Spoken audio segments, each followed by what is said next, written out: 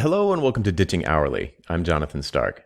Today I'm joined by guest John Warrillow. John's an entrepreneur, author, and speaker with over 20 years of research experience into the small and medium business market. He's the author of the best-selling book, Built to Sell, which I loved, the host of Forbes' Top 10 podcast, Built to Sell Radio, and has been recognized by B2B Marketing as one of the top 10 business-to-business marketers in the United States. John, welcome to the show. Hey, Jonathan. Thanks for having me. My pleasure.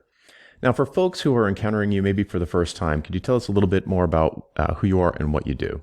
Yeah. So, I guess the last 20 years, as you mentioned in the bio, I have been working, either studying entrepreneurs or being an entrepreneur. I've started 4 companies.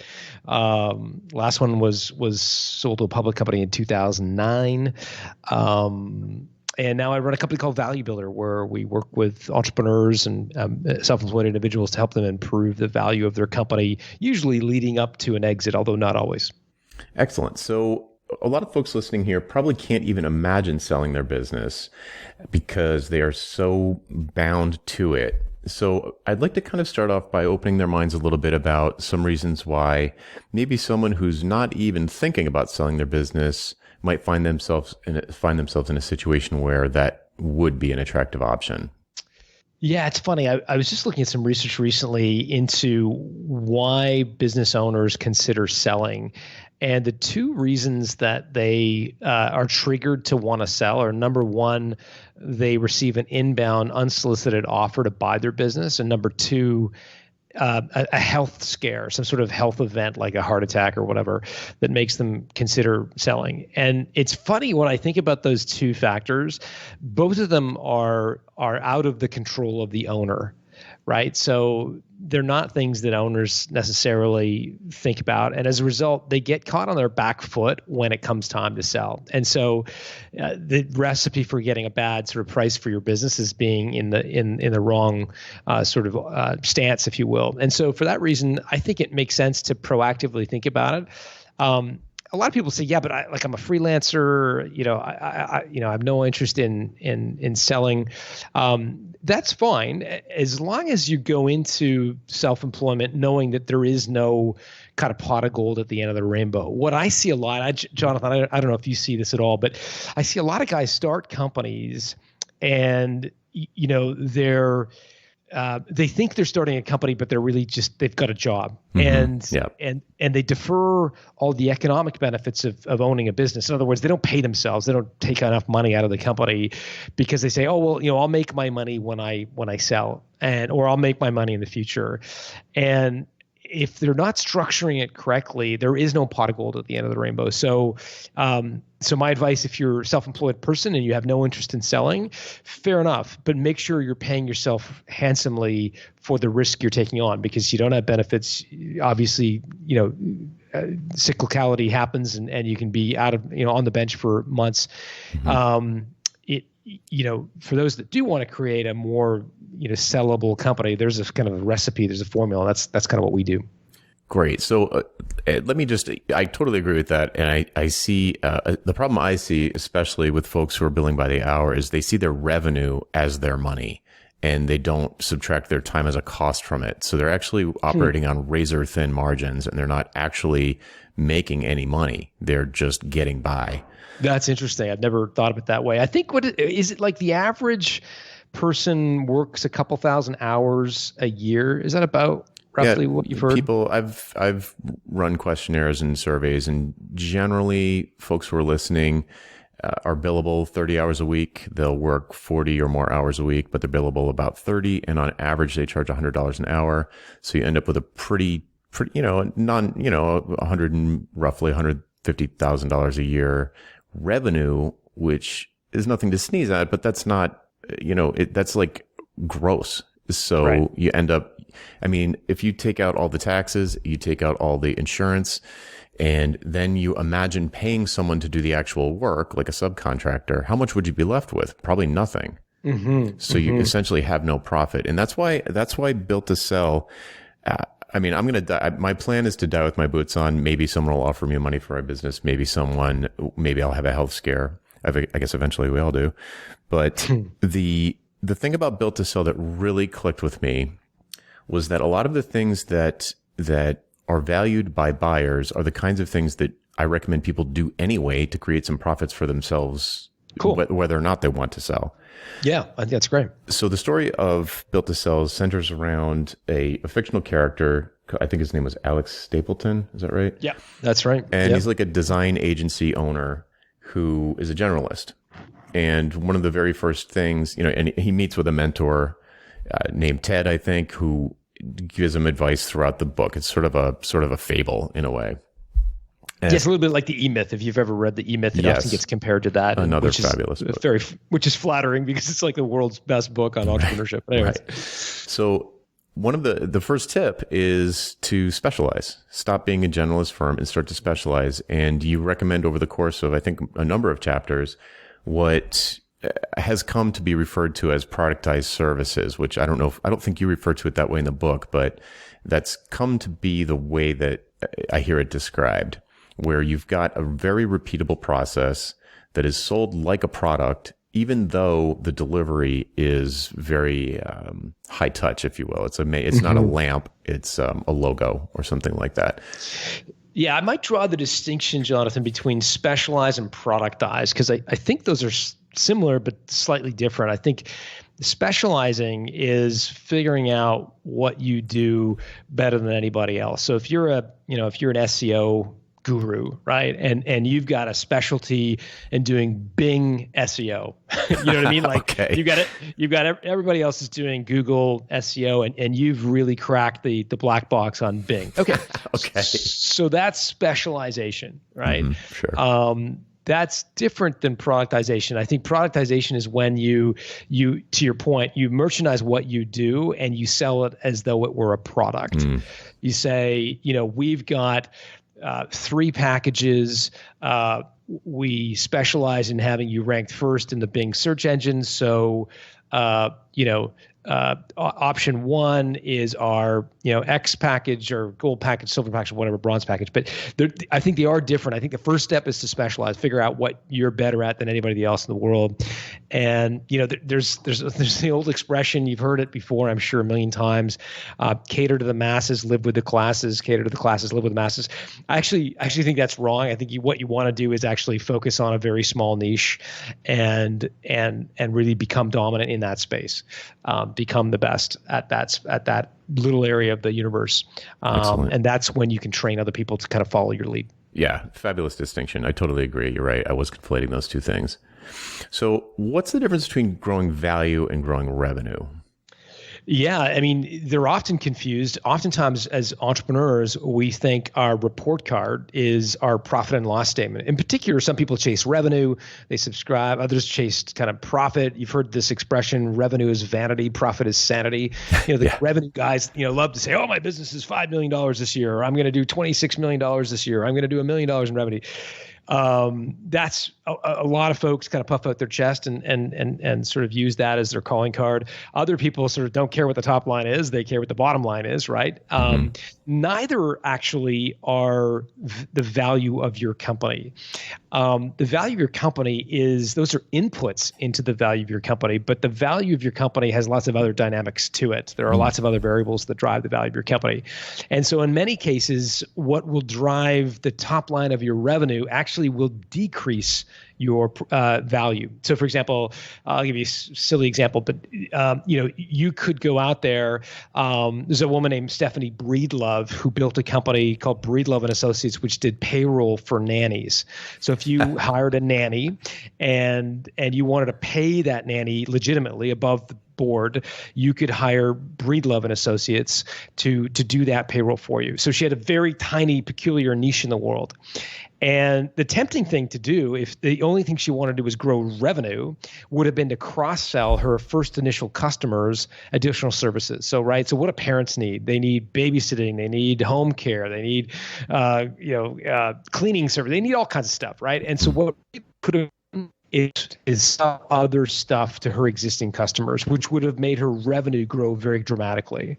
It would also have decreased the value of her company. Because here's the thing, when buyers look at your company, they're buying something that would be difficult to build or replace. right? And if you're just a hodgepodge of a bunch of undifferentiated services, sure, you might have revenue, but they could easily go after that revenue. An acquirer could easily go after that revenue without buying your business. In the case of Breedlove, to finish the story, she was acquired. The company that ultimately went on to acquire was a company called Care.com, which is the Angie's List of care providers. Plug in your zip code and it'll give you a list of kind of pre-qualified people to do home care for your child or elder care people. So they had 7 million subscribers at the time of the acquisition, of acquiring Breedlove. And so they argued, well, if we just sell Breedlove's payroll services to 1% of our 7 million, that's like 70,000 customers, right? At the time of the acquisition, Breedlove had just 10,000 customers. So that it would 7-fold increase her company overnight. The key is that Breedlove stuck to her knitting. She would never have been an interesting acquisition candidate had she gone into doing all the other services. Because Care, if you put yourself in their shoes, they would have looked at it and go, why do I want to buy some business that does, some snow removal services, some healthcare, some home care, like there's nothing there I can buy. I want purity, right? I want something where they do one thing that is very difficult to replicate that I can acquire discreetly and plug it into my business. That's when people pay strategic multiples for a company, not if they're just a bunch of ancillary services. To go back to our fictitious example of the SEO guy who focuses on Bing, that's a very unique niche in the world. And there is a company out there that wants Bing talent, and they might buy that company for its employees because they want some kind of Bing resources on their staff, as peculiar as that may seem. So again, specialization. Right. So yeah, from an acquisition standpoint, it would plug in nicely into a larger entity, perhaps, if it's like a clean, focused, definable business. Yeah, it's like when you buy cable and you get 150 channels you're never going to use. Nobody wants to buy that cable plan, right? Similarly, no one wants to buy a company where they want one thing, but they've got to pay for 6 other business units they're never going to use. Okay, so let's turn it to the question of what would someone do to prepare if they wanted to sell, and how much time do they need to think ahead? How far ahead do they need to think to be thinking about that? Yeah, I mean, the longer the better. I think there's 2 distinctions. There's how long does it take to sell your company is one question. Then how long does it take to prepare your company to sale? And that's the second question is a little bit like how long is a piece of string? Right. The longer you take to prepare it, the more sellable it will ultimately be. The first question, how long does it take to sell a business? I think you should budget a year. Like once you've got your business, basically ready to sell, I think between marketing it properly and negotiating it effectively, it's probably a 1-year thing. But you can take decades to get your business sort of ready to sell, making it more valuable, less dependent on you. And again, I go back to something you talked about earlier, which was that the very same things that make your business sellable, valuable, are also the things that will make your business way more fun to run forever, which is the irony. I mean, if you think about building a valuable company, the acid test and what it all comes down to is, can the business succeed without you? And if the answer to that question is yes, not only do you have a sellable company, but you also have a really fun company to run, right? It's one, someone told me, someone said, I want a sailboat business. I'm like, what are you talking about? You want a sailboat business? He's like, I want a business where I can sit on a sailboat and cash checks. I'm like, okay, got it. That's the ultimate in poker hand, right? Like if you've got a business that can thrive without you, you can continue to run it forever and just dip your toes into stuff that you enjoy doing, the strategic projects, perhaps the sales and marketing, depending on kind of your orientation. And that's the subtitle of the book, creating a business that can thrive without you. It's a lot of people listening who are the sort of hands-on developers and copywriters and photographers and illustrators. What can you say to them to start to maybe broaden their thinking, from craftsperson to business owner? And like, if there are some steps that they can consider doing to maybe hire their first employee to do what they used to do and then become the business owner instead of being the pair of hands? Yeah, I mean, here's the thing. If all you do is hire an employee and you say, I want to make this business less dependent on me, so I'm going to hire an employee. An employee is going to generally disappoint you because they're going to have a real tough time following what you're doing. They're not going to have the same level of industry expertise that you have. They're not going to have the same tenure that you have. As a result, they're just going to disappoint you. It's almost a cliche to talk to entrepreneurs about their employees and say, how disappointing they are in some cases. Here's the thing. The reason the employees, unlike you as a self-employed individual, employees are going to thrive on repetition, right? They're going to thrive on mastering what it is that they do. The more they feel like they've nailed it and they're confident in what they do, the better employees they are.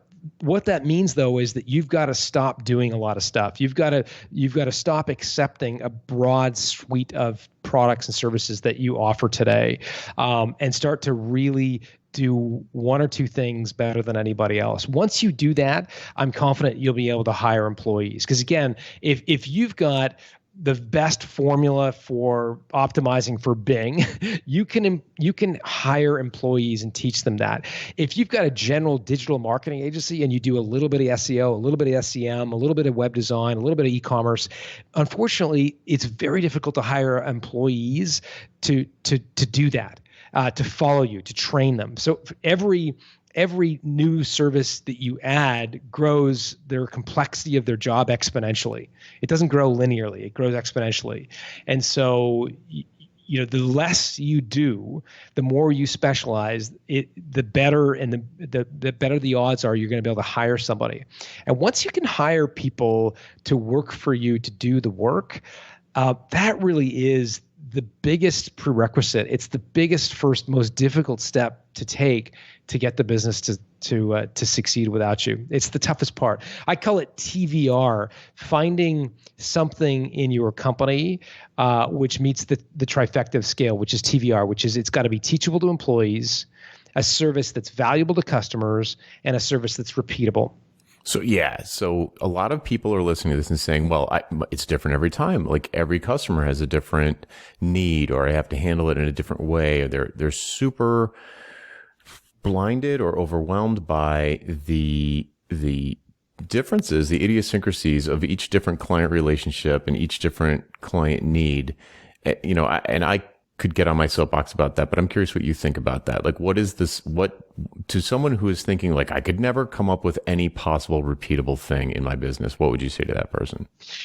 Take 5 minutes, and instead of taking all of your creative resources and giving them to your client for free or undervaluing them, place the same degree of emphasis and intellectual capital into your own company. And actually sit there and get a whiteboard out or spend a half day at Starbucks and really think about what it is that you do better than anybody else, and start to actually plot out a service on that. I find a lot of service providers, and I would add the creative service providers. So advertising agencies, copywriters, graphic designers, photographers, digital producers, internet. Many of them are very creative people, but they get their jollies from solving client problems. And that just gets you on a paycheck, like a hamster wheel to nowhere. Mm-hmm. You're spending all of that intellectual capital and giving it to your clients, or maybe charging a couple $100 an hour for that intellectual capital. Instead, say, okay, well, what if I actually thought of my own business as the client, and I've got to come up with, instead of offering a custom solution every time someone wants a new software developed, say, what am I really good at? And moving from a service business to a product business. I mean, you can rip off the Band-Aid and go all out. So Jason Fried, for example, guy who wrote Rework and a couple of other books, got Basecamp. He used to have a web development company, did big $50,000 jobs for like Wrigley and Ford, building them websites. Mm-hmm.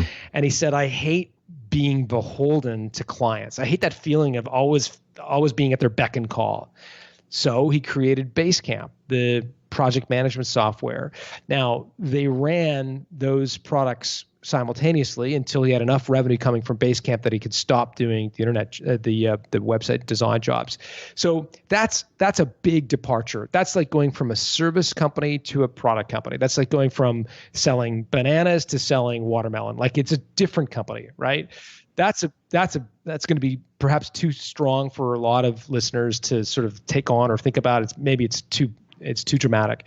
The middle ground is to productize your service and say, okay, I'm going to go from offering all these different services today to doing one thing better than anybody else. Maybe you're a copywriter and you do long form copy, bios, you do PowerPoint presentations, you do a bunch of stuff. But what you really love doing and where you're really differentiated is political speech writing. Political speech writing. Become the world's political. Have productized that. Once you get good at and specialize in doing political speech writing, you can start to hire employees to support you in the various different things that political speech writers do, research, et cetera. And then you checking. can fact checking. Wouldn't that be Sorry, great? I had to make a joke. But you have to pick one. You have to think and that's strong cheese for a lot of people. But yes. it's a lot of people say, yeah, but I couldn't do that because I'll get bored. I get bored. I don't want to become the McDonald's of fill in the blank photography. Right. I don't want to. I couldn't handle the cash flow hit. Right. I've got to take on all that project work. So the boredom thing, great. If you like the variety of client work and you like that dynamic solving client problems, always having something different to do, fine, but don't kid yourself that you're an entrepreneur. You're not. You've got a job, you're self-employed, and you'll never sell your company. That's fine. And you'll never build something that beyond the hours in the day. Totally fine. I don't mean to sound disparaging in saying that, but it's don't fool yourself to think you're actually building something, because you're not. And so don't invest in things that you don't need a business card, you don't need a website, you don't need an office location, because none of that stuff matters. People are buying you, right? So if creative exercising, feeling like you're a solution provider, if you want to, it's the creativity and the desire for that. If you don't want to become the McDonald's of web development, the McDonald's of software design, fair enough. But again, don't kid yourself to think you're building something of any value. You're not. The only I think really justifiable answer to that question as to why I don't specialize is, well, what about cash flow? Because right now I don't have the luxury of specialization. Yeah, I can't say no to this client work. That's right. I need that client work. I can't be so egotistical to think they're going to buy my service or product. The way Jason Fried did it is he ran them in parallel. He ran the custom projects, and worked at night on his Basecamp software. Right. I think that's a legitimate way to go about it. Another way we used to do it, we used to run a quantitative market research company, custom stuff, et cetera. We made the switch to productize. The way we did it is we charged up front. And if you think about it, you're actually socialized to buy products up front, where you buy services after they're rendered. Yes. This is a key point, because, like, if you think about it, you subscribe to a magazine, right? Do you wait until you've read every issue and then send your check? No, you subscribe, you send in your check on those little stupid forms, and then you get the next 12 issues of the magazine, right? You pay in advance. If you want to buy a washing machine, you go down to the department store and you buy a washing machine, and then you start using it. If you want to buy a service like window cleaning, as an example, or like web design, or custom software development, oftentimes you buy it after the service is rendered. And again, that's one of the true benefits of picking one thing and productizing it, is because you can start charging all or a big chunk of it up front. So you can say, look, we're the world's experts at Bing search engine optimization, and we have the 100-day Bing bulletproof offering. Now, it's a $40,000 investment, which we charge up front, but we will, through our 100-day process, at the end of it, get you number one ranked in Bing in 3 categories of your choice. Yeah. Okay, so I've got a thing, I productize it, I specialize it. Now I'm getting 40 grand up front to do the work over the next 100 days. Right. It's different than saying I'm an SEO guy and I'll send you my invoice at the end of 30 days and you can pay it in 60. Right. So you Yeah. get a 90-day negative cash flow cycle. Right. Yeah. Yeah. Negative cash flow cycle. That's critical to point out. And another thing that's critical to point out, because listeners know that I actually advocate asking for 100% upfront, even for custom projects. Everybody who's tried that knows that it's really hard because you're going against the expectation. So you can still do it, but it's a lot easier if you present the thing as a product, like John's saying, and then there's a lot less. There's no negotiation. It's not a surprise. It's not weird. You're not. Well, you're the only person of all these quotes that we got from people. You're the only one who's asking for 100% up front. It's right. It's less. It's easier, frankly. The more you productize it, the more it will be purchased like a thing. So for example, if you've got a service, the 100-day Bing, whatever, Yeah. You name it, right? You trademark the name. It always appears exactly the same way. You create an icon so that it's a thing. There's a PDF one-pager that you send to a customer. It looks physical. It's tangible. It's real. Mm-hmm. If you actually physically get together with your customers, laminate it so that it feels unchangeable. So if you just print out a one-pager in color, everybody knows you can change, but if you laminate it, there's something psychological about that lamination effect that when you show it to somebody, it feels tangible, real, unchangeable. So look, if it says 40 grand on the laminated one pager and you're in front of a client and you say, yeah, here it is. It's on this one pager. It's laminated. Here's the price point. People take it that's a more firm offering than, yeah, we charge $250 an hour and we'll get you ranked on Bing. Yeah, it projects confidence and it implies success. It implies that it works. People want to work with people who have a system, right? Yeah. Everybody thinks, oh, well, clients are going to reject the idea that I'm McDonald'sizing or packaging a service. They want a custom solution. No, clients want things done well. They want to know that you have a specialty, that you have a process, that you are going to deliver it well. That's what they want to know. And that gives them tremendous confidence. So if you've got the 10-step, PowerPoint presentation formula, when they've got a PowerPoint presentation to build, they're going to come to you because they know you specialize it. They know you've got a formula. If you just say, yeah, I'm a graphic designer and I do the odd PowerPoint and I do lots of animation, I do videos, they're going to go like, well, what do you do really well? Yeah. right? So do one thing, productize it. Yes. And let me call one thing out because you keep using McDonald's as the sort of example, but dear listener, you don't have to be the McDonald's of graphic design. You could be the Starbucks of graphic design or the Nike of graphic design or like a brand that you actually, perhaps I'm just assuming that, maybe people take the McDonald's thing as a pejorative. Yeah. But like any product business, you name it, Field Notes, you look around your office, like there are products that you buy from brands that you love and that you'd go to bat for and that you recommend to other people.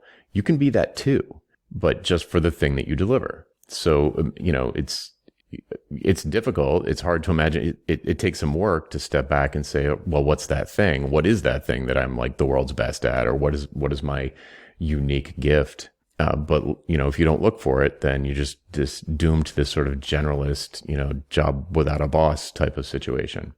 It's funny. I think it comes down to a lot of the time, Jonathan, discipline. I sound like a bloody drill sergeant. But it's like, do you have the discipline to do one thing? Do you have the discipline to look across the table from a client and say, no, we're not going to do that project for you because we do this kind of project and we do that really well? Do you have the discipline to spend the time to create the laminated one pager or the website or whatever?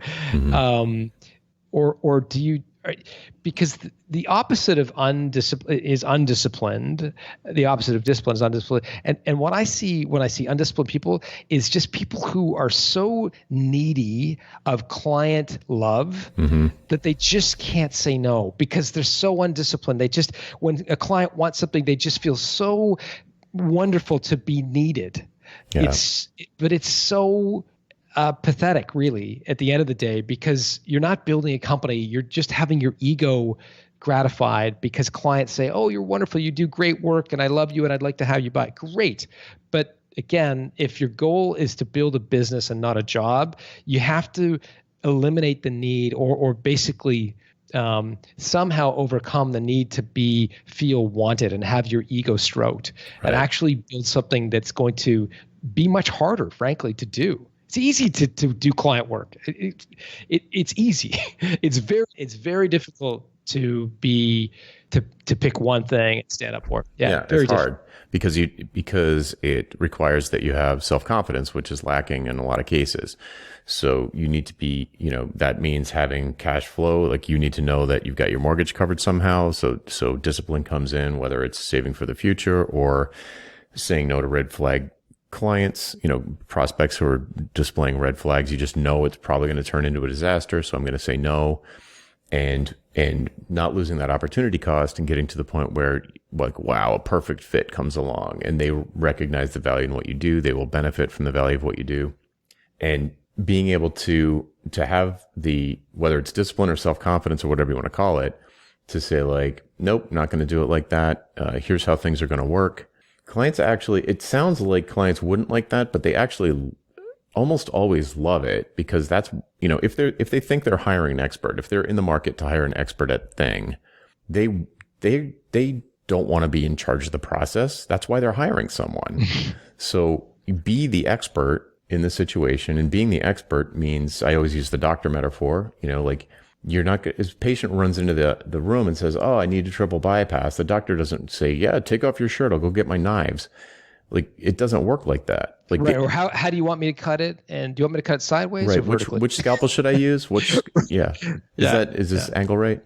You don't want that, right? No. You want the doctor to be like, "Hold your horses. Tell me where it hurts. Take a deep breath." That's you. You're the doctor. Be the doctor in the situation. But if you haven't got the cash flow, if your confidence is suffering for some reason, whether it's cash flow or other reasons, I don't know. I'm not a shrink, but it's true. But if you, like you said, like John said, if you don't fool yourself into thinking that what you're doing is creating more value, because you're really, whether or not you want to sell your business, I couldn't sell my business. I'm a solo operator. Maybe I could go through this process. I'm sure I could go through this process. And at some point, actually, I know I could. Okay, fine. I'm talking myself into it. And I'm sure you could too, dear listener, if that's where you wanted to start adding profits into your business. Because most people listening don't operate on a profit basis. They're looking at revenue and they're like, "Oh, I did $150,000 this year. That's nothing to sneeze at. I couldn't make that in an in-house job." That a lot of times that's the comparison. But, that's gross revenue. If you take out all of the things and you imagine paying somebody to do the work that you did, you end up with zero. So, which is why you can't say no to clients, because you have no profit. You have to take every single job that comes in.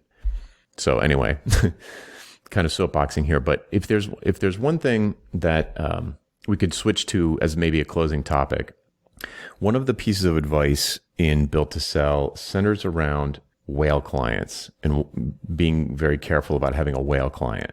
Like one client who's responsible for the vast majority of your income. Is that something you could speak to? Yeah, for sure. I mean, whale clients really kind of pick up on everything we've talked about. They tend to overwhelm you. They tend to sort of say the way it's going to be done. Oftentimes, it comes very naturally, right? You do great work for a client, and a client says, "Wow, this is a great little supplier we've got here. We've been asking them to do, custom software. I wonder if they could do photography for us. If they've been doing photography, I wonder if they could do copywriting." And it's very natural to, when you found a supplier that you trust, to want them to do more for you. The problem is that they become, you start to do too many things, and it gets you into the cycle where your business is just impossible to hire employees to do the work. You're also become very beholden to them, and they realize that after a while. If you've got 40, 50, 60% of your revenue coming from one client, client, they realize that they sort of have you over a barrel. And so, yeah, I think one of the real keys is to have customer diversification. From a selling perspective, if you ever want to sell your company, an acquirer is going to look at your business and say, if any more than 15% of your revenue comes from one client, well, that's going to be a concern for them. But even less so from a selling perspective, even just for peace of mind, if you're too dependent on a single customer, it can just get you into this rat hole of doing too many things for too few people. Awesome. All right. Well, we're getting to the end of our time. Where can folks go to find out more about you online? Valuebuilder.com is the website. So just valuebuilder.com. There's a questionnaire there you can take that'll just give you a sense of how valuable your company is and some of the things that you might want to do to improve its value. Whether, again, you want to sell in a year or 20 years or never, it will just point out how you're performing on the 8 key drivers of company value.